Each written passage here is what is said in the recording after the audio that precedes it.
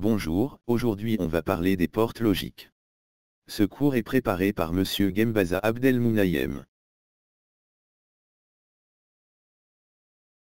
On va commencer par donner une réponse à la question c'est quoi une porte logique. Puis on va ensuite parler des portes logiques de base. Pour arriver à parler des combinaisons des portes logiques. Et enfin, étudier un cas pratique. Pour avoir une idée générale de ce qu'on va voir dans ce cours. Qui parmi nous n'a pas encore croisé ces composants qu'on trouve partout? On les trouve dans les téléviseurs, les téléphones portables ou fixes, les ordinateurs, on les trouve dans tout équipement électroménager. Comment on les nomme, comment ils fonctionnent, quelle est leur utilité, c'est ce qu'on va voir dans ce cours. Pour commencer, on a une lampe. Une lampe, comme vous le saviez, possède deux états. Soit une lampe allumée, soit une lampe éteinte.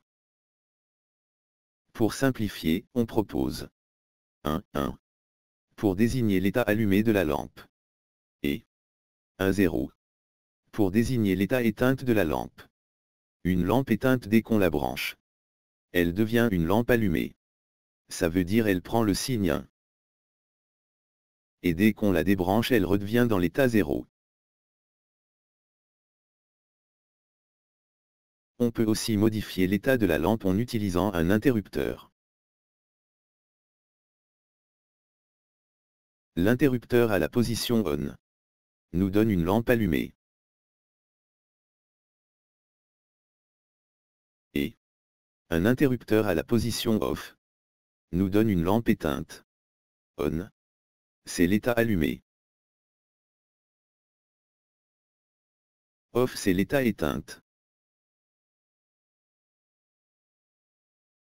ON, c'est l'état allumé.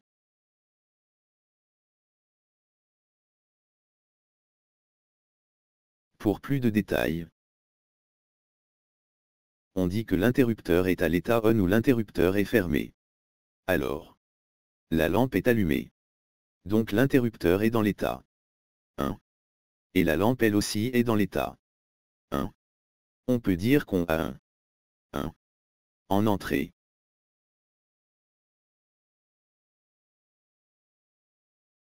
Qui implique un 1 en sortie.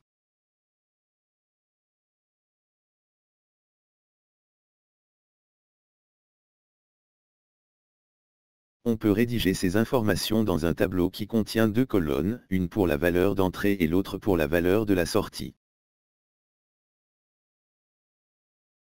L'autre état de l'interrupteur est l'état OFF, ou l'état ouvert, qu'on lui attribue l'état 0. Et dans cet état de l'interrupteur, la lampe reprend l'état éteinte, ou l'état 0. Ce qui signifie qu'on a un 0 en entrée. Qui implique un 0 en sortie. On va ajouter ces deux valeurs à notre tableau. Dans notre cas, on peut dire que l'interrupteur joue le rôle d'une porte logique. Alors c'est quoi une porte logique? Une porte logique est un élément physique qui a une, ou plusieurs, entrées et qui effectue une opération logique produisant une seule sortie.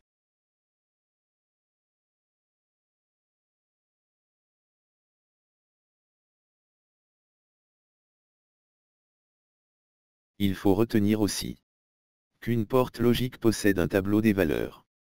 Ce tableau de valeurs est nommé table de vérité. On peut définir chaque porte logique par son symbole, sa table de vérité, qui a pour rôle de montrer la correspondance entre la sortie et toutes les combinaisons de valeurs que peuvent prendre la ou les entrées.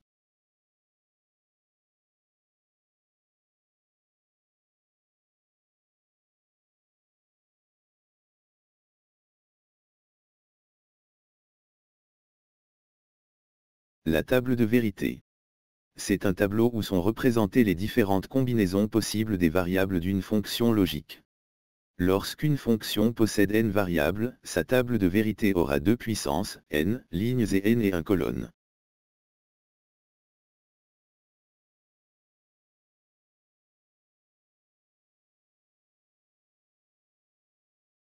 Dans notre cas là, l'interrupteur joue le rôle d'une porte logique nommée la porte oui, ou la porte yes.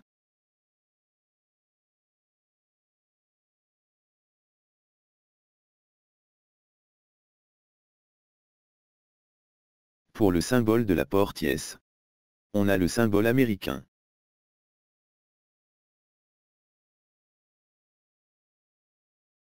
Et le symbole européen.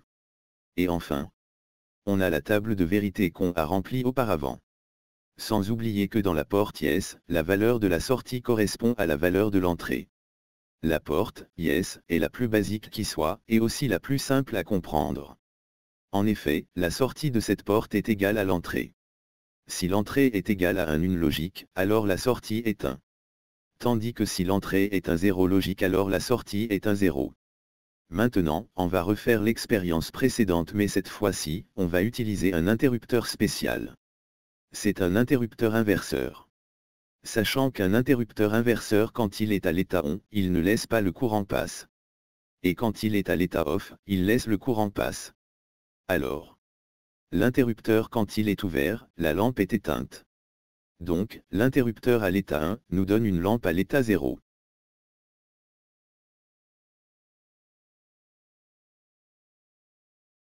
Ce qui nous donne un 1 en entrée implique un 0 en sortie. On va reporter ces valeurs dans la table de vérité. Maintenant, on va changer l'état de l'interrupteur et on va le mettre à l'état off. L'interrupteur est fermé. Nous donne une lampe allumée. Autrement dit, un interrupteur à l'état 0 nous donne une lampe à l'état 1.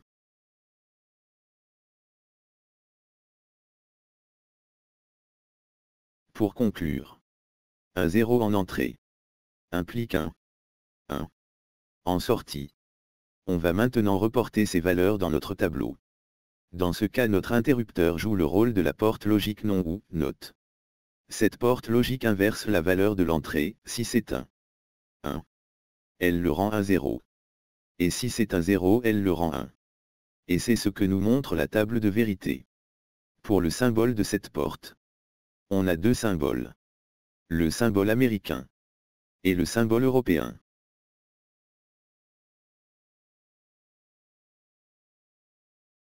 Maintenant, on va voir une autre porte logique. C'est la porte et, ou la porte end. Reprenons la première expérience. Mais cette fois-ci, on va utiliser deux interrupteurs. L'interrupteur A qui est à l'état 0. Et l'interrupteur B qui est lui aussi à l'état 0. Quand les deux interrupteurs sont à l'état 0, la lampe elle aussi est à l'état 0. On va reporter ces valeurs dans la table de vérité. Mais cette fois, notre table de vérité comporte deux colonnes pour l'entrée, on a l'entrée A et l'entrée B, et une colonne pour la valeur de sortie. Alors en entrée, un 0 pour A et un 0 pour B, implique un 0 en sortie.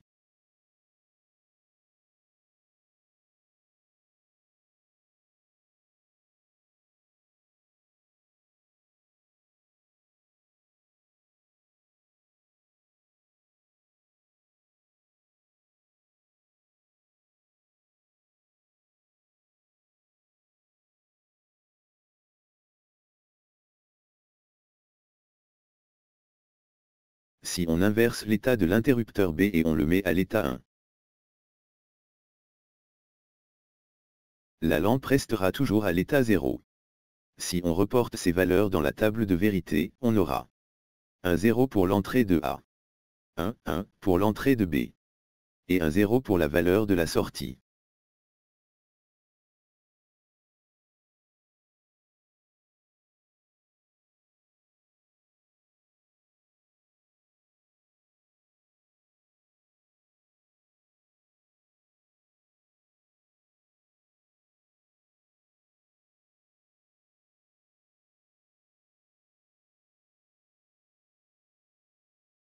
Maintenant on va remettre l'interrupteur B à l'état 0.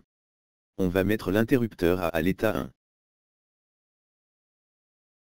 On constate que la lampe est toujours éteinte, ça veut dire à l'état 0. Enfin on reporte ces valeurs dans la table de vérité et on obtient un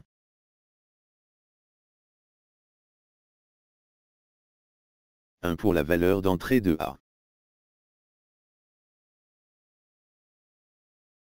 Un 0 pour la valeur d'entrée de B. et un 0 pour la valeur de sortie.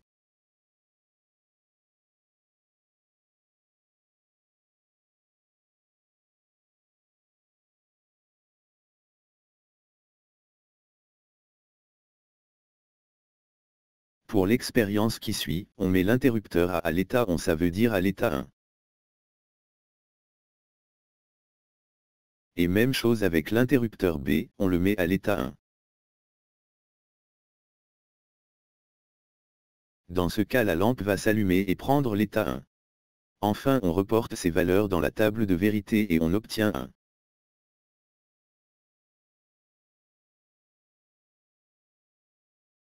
Un pour la valeur d'entrée de A et 1. 1 pour la valeur d'entrée de B et on obtient 1. 1 pour la valeur de sortie. Comme ça, on aura terminé avec la porte logiquée.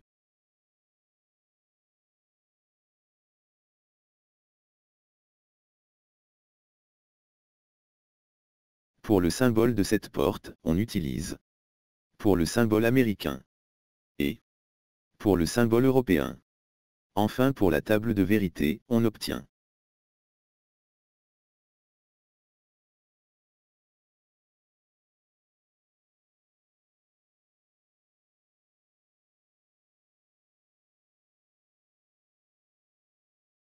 Vous pouvez me demander quelle est l'utilité de ces portes logiques. La réponse est simple. On sait qu'en binaire on a 0 fois 0 égale 0. Et avec la porte et on a 0 en entrée pour les deux valeurs nous donne un 0 en sortie. Toujours en binaire, on a 0 fois 1 égale 0. Et c'est ce que nous donne la porte et, avec 0 et 1 en entrée, la sortie sera un 0. Même chose si on inverse les valeurs d'entrée, car 1 fois 0 égale toujours 0. Et pour finir, on a 1 fois 1 égale 1.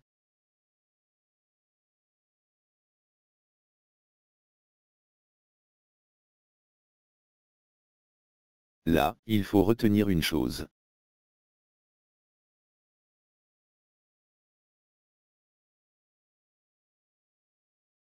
Le nombre d'entrées des portes AND n'est pas limité. Ça veut dire on peut trouver des portes avec 3, 4 entrées, ou même plus. Voici par exemple une expérience avec 3 interrupteurs. Cette expérience représente le fonctionnement d'une porte logique avec 3 entrées. Notre lampe est allumée avec un interrupteur à l'état 1. Mais dès qu'on ajoute un autre interrupteur à l'état 0, la lampe bascule vers l'état 0.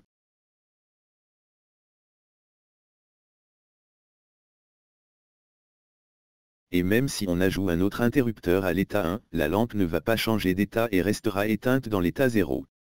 On va maintenant ajouter ces valeurs à la table de vérité.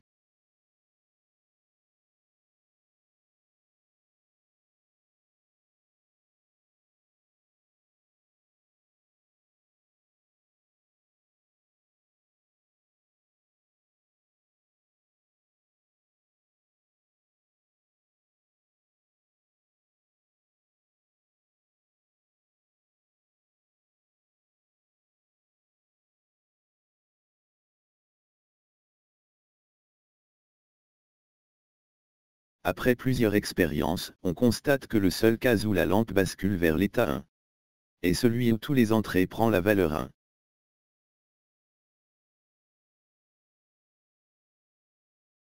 Et comme ça, une porte logique avec 3 entrées génère la suivante table de vérité.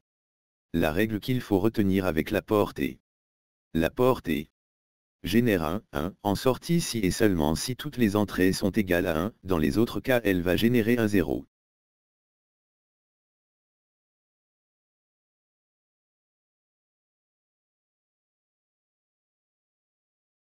Maintenant, on va voir un autre type de porte, c'est la porte OU. Alors, pour comprendre le fonctionnement de la porte OU, on propose le suivant circuit. Une lampe avec 2 interrupteurs. Si les 2 interrupteurs sont à l'état 0, la lampe restera éteinte, autrement dit restera dans l'état 0. On reporte ces valeurs dans la table de vérité.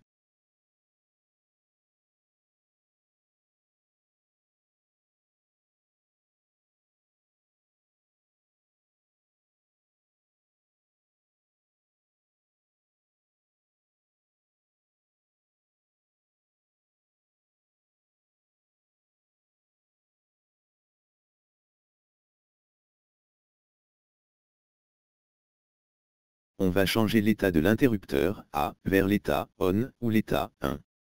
Ça va causer le basculement de la lampe vers l'état allumé ou l'état 1. Même si l'interrupteur B est toujours dans l'état OFF ou l'état 0. On va rapporter ces valeurs sur la table de vérité pour passer à d'autres cas possibles.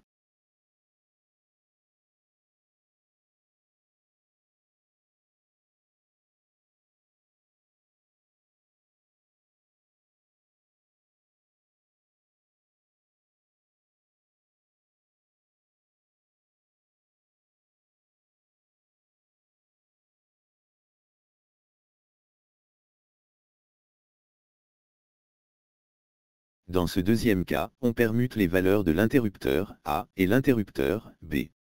Où A prend la valeur 0, ce qui donne la valeur 0 à la lampe. Mais dès qu'on mit l'interrupteur B sur ON ou 1, la lampe va s'allumer et prend directement la valeur 1.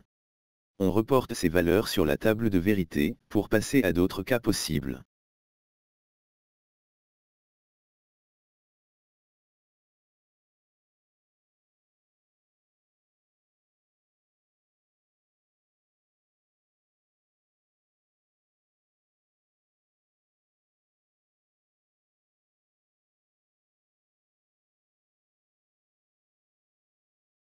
Dans ce dernier cas possible, on mit les deux interrupteurs sur la position ON ou la valeur 1, ce qui va donner l'état allumé à la lampe. Enfin, on rapporte ces valeurs sur la table de vérité.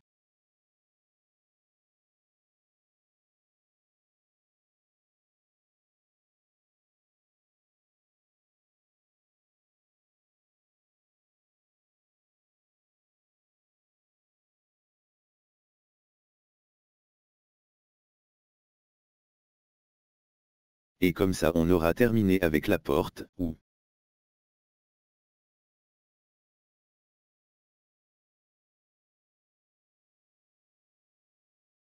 Alors, pour le symbole de la porte ou, on utilise soit le symbole américain, soit le symbole européen. Et pour la table de vérité on obtient.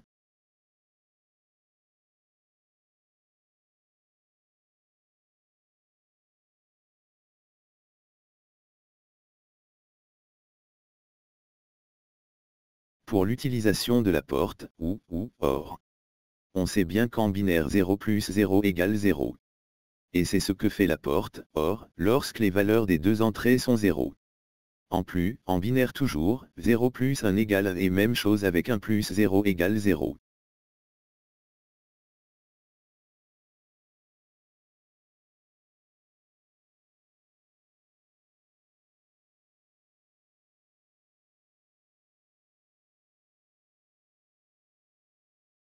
Là aussi, il faut noter que le nombre d'entrées des portes ou OR n'est pas limité. Ça veut dire qu'on peut trouver des portes ou avec plusieurs entrées. Voici comme exemple, une représentation d'une porte avec 3 entrées.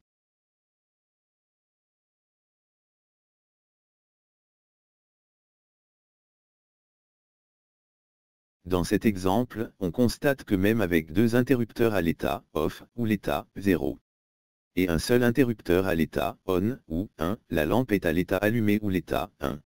On constate que pour avoir un 1 en sortie il suffit qu'un des entrées à la valeur 1.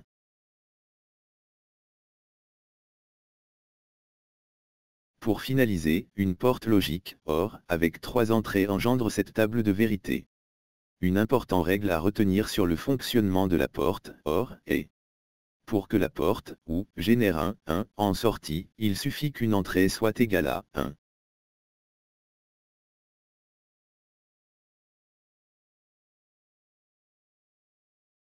On a terminé avec les portes logiques de base, on va passer maintenant aux combinaisons des portes logiques. Sachant que dans d'autres ouvrages on trouve la notion de porte logique évoluée au lieu de combinaison des portes logiques de base, mais ça a le même sens.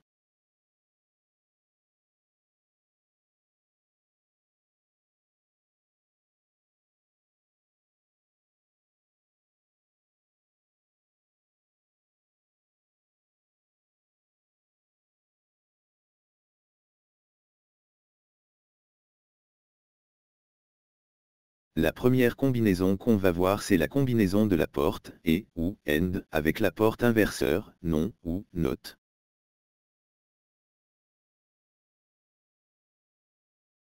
Ce qui va nous donner une nouvelle porte logique nommée non et ou NOT AND.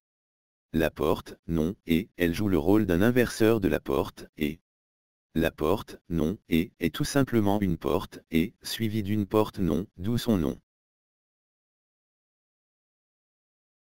Pour le symbole de la porte non et ou NOT AND, on trouve le symbole américain et le symbole européen. En ce qui concerne la table de vérité, la voilà.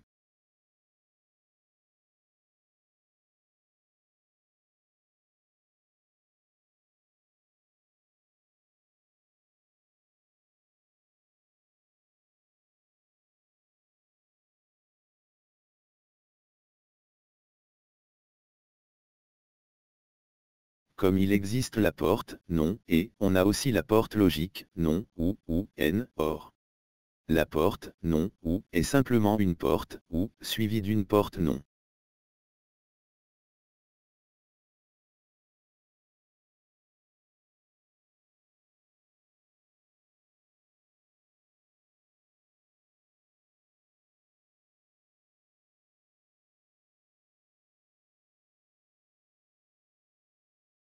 Pour le symbole de cette porte, on trouve le symbole américain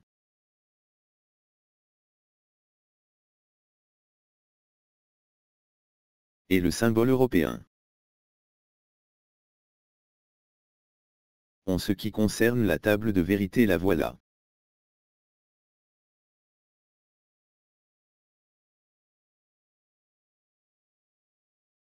La porte logique suivante est la porte ou exclusive ou X OR.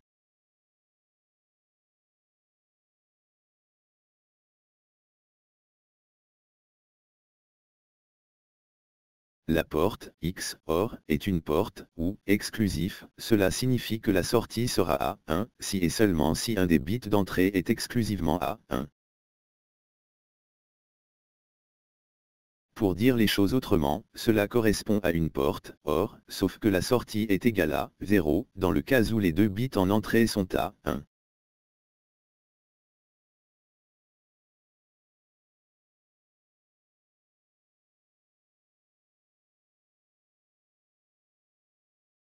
Pour comprendre le fonctionnement de la porte X OR, on propose ce circuit qui est composé de deux interrupteurs A et B.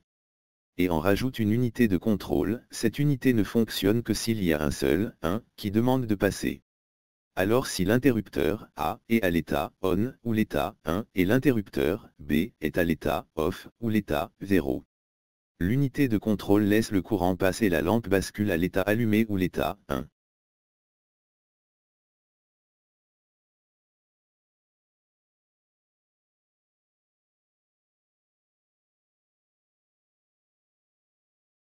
Et même résultat si on inverse les valeurs de l'interrupteur A et l'interrupteur B.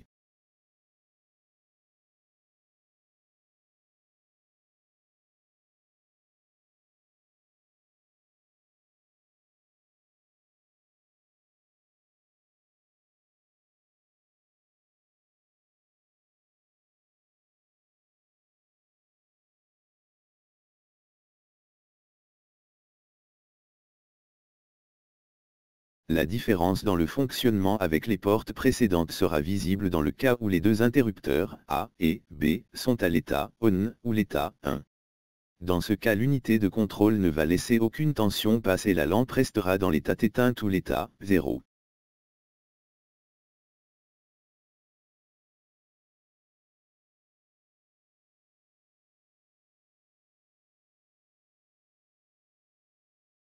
Et pour organiser les informations de la porte X OR, on trouve le symbole américain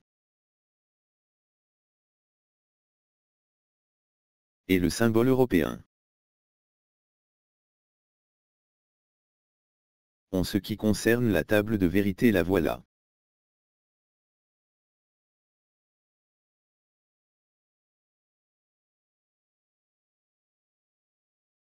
Là aussi il faut noter que la porte, X, OR, peut elle aussi avoir plusieurs entrées, mais la méthode comment elle traite ces valeurs elle est différente des autres portes.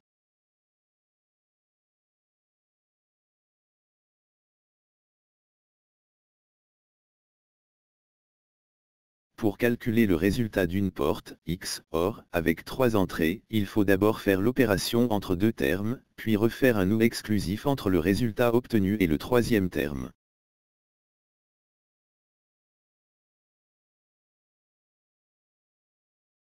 Pour mieux comprendre ce principe de fonctionnement, soit le schéma suivant. Pour traiter le résultat d'une porte, X, OR, de 3 entrées, A, B et C, on applique une porte, X, OR, entre A et B. Et avec le résultat de cette porte on rajoute la valeur de C, et on applique une autre porte logique, X, OR. Et enfin, une porte logique, X, OR, avec 3 entrées nous donne la présente table de vérité. Pour conclure avec cette porte, pour que la sortie soit au niveau logique 1, il doit y avoir un nombre impair des entrées avec valeur égale à 1. Dans les autres cas la sortie sera à 0.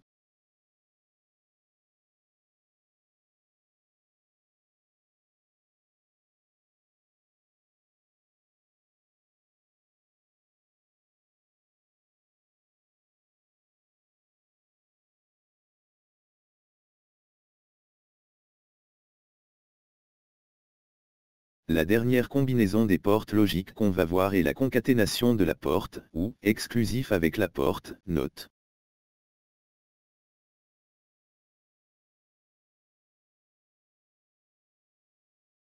Ce qui va nous donner une nouvelle porte logique nommée X, NOR.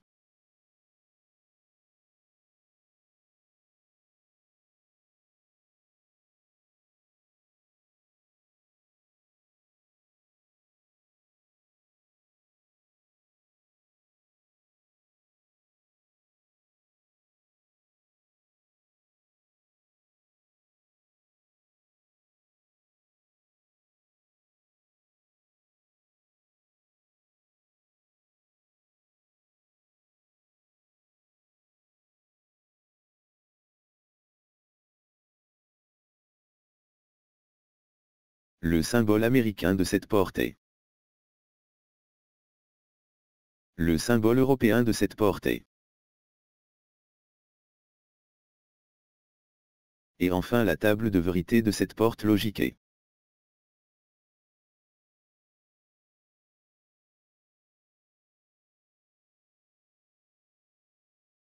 Et comme ça, on a terminé avec la troisième partie de notre cours, et on va passer à la quatrième et dernière partie. C'est la réalisation d'un additionneur binaire.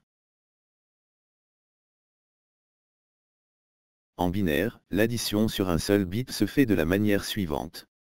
0 plus 0 égale 0.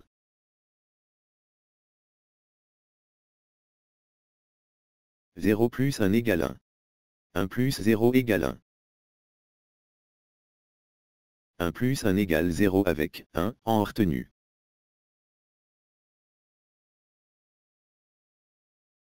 Ça nous donne la présente table de vérité.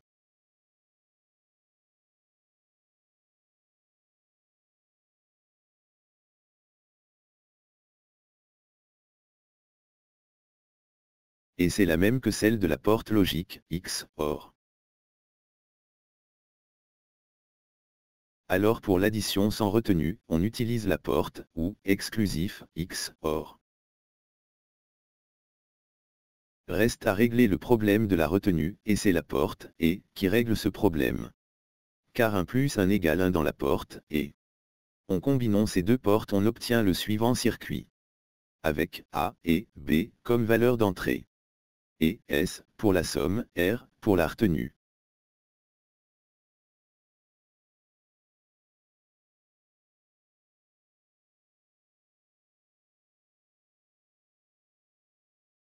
Si on veut tester 0 plus 0 égale. On utilise notre circuit. Alors deux entrées avec valeur 0 pour la porte, X, or, la valeur de sortie est 0.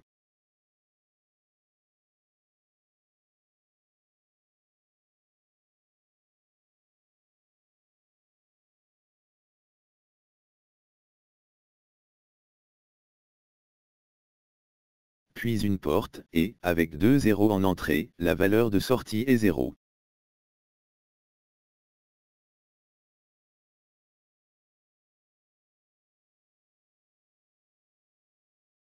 Autre exemple, on va calculer 0 plus 1 égale. Alors, une porte, X, OR, avec un 0 et un 1, en entrée, la sortie sera 1, ce qui fait 0 plus 1 égale 1.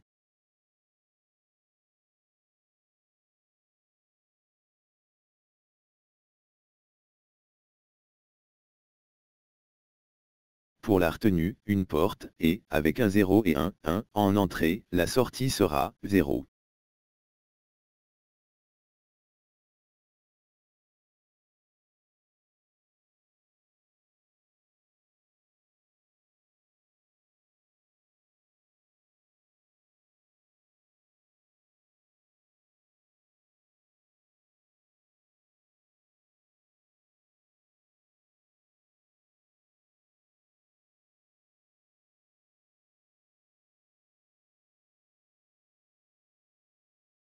On va maintenant essayer de calculer 1 plus 1. Alors deux entrées avec valeur 1, pour la porte, X, OR, la valeur de sortie est 0.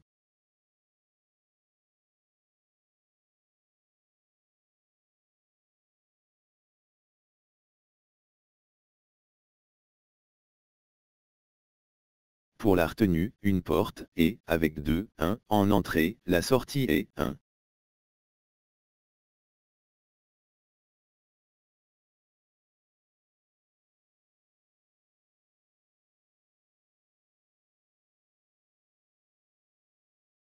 Et comme ça, on a réalisé un demi-additionneur.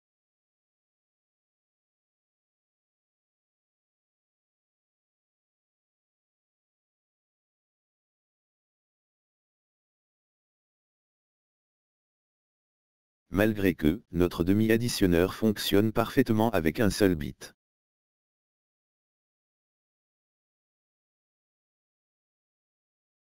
Et ça peut même fonctionner avec 2 bits même avec retenue.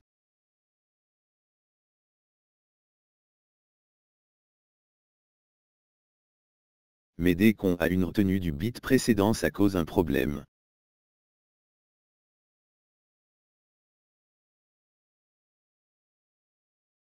Notre nouveau circuit sera le suivant.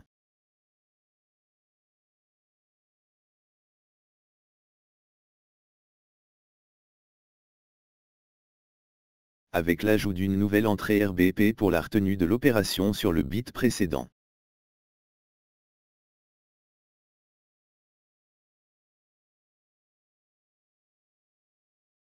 Pour avoir l'addition, on fait une première addition de nos deux bits, A et B. Puis on additionne ce résultat avec la retenue du bit précédent, R, B, P. Pour la retenue, on prend la retenue de A et B puis la retenue des E, A plus B, et R, B, P. Enfin on fait un simple OU sur ces deux valeurs pour obtenir notre retenue finale. On va maintenant encapsuler notre circuit. Sachant que l'encapsulation consiste à mettre dans une boîte une fonctionnalité et d'en faire seulement sortir les entrées et sorties.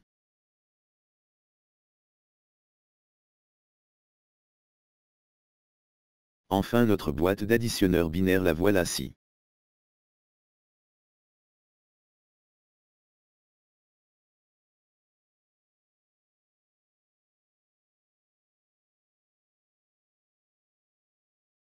Maintenant, on va tester notre additionneur sur l'opération 1010, plus, 1001. On va nommer la première partie 1010 par A. Et la deuxième partie 1001 par B. Et le résultat par S. Le premier bit de A est nommé A1. Le deuxième bit A2. Le troisième bit A3. Et le dernier bit par A4. On va faire la même chose avec B. Et la même chose avec le résultat, S, et on ajoute une position R pour une éventuelle retenue. Alors on a A1 plus B1, le résultat de cette opération est S1 avec une éventuelle retenue sur le bit suivant. La retenue sur le bit suivant va devenir retenue sur le bit précédent, avec A2 plus B2. Le résultat de cette opération est S2, avec une éventuelle retenue sur le bit suivant. On continue. La retenue sur le bit précédent, avec A3 plus B3. Le résultat de cette opération est S3, avec une éventuelle retenue sur le bit suivant. Enfin, la retenue sur le bit précédent, avec A4 plus B4, le résultat de cette opération est S4, avec une éventuelle retenue. Ça c'était pour généraliser le traitement.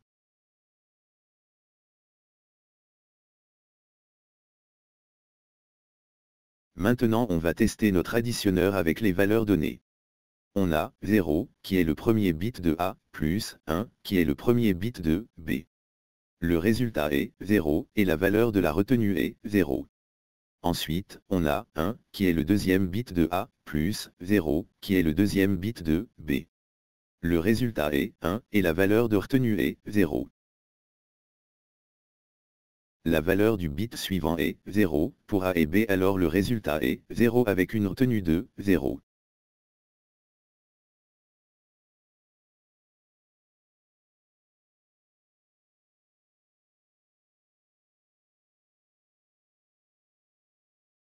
Enfin, on a le dernier bit de A qui est 1, plus le dernier bit de B, qui est lui aussi 1, donc le résultat sera 1, 0 et 1, en retenue finale. Et comme ça, on a terminé notre additionneur binaire.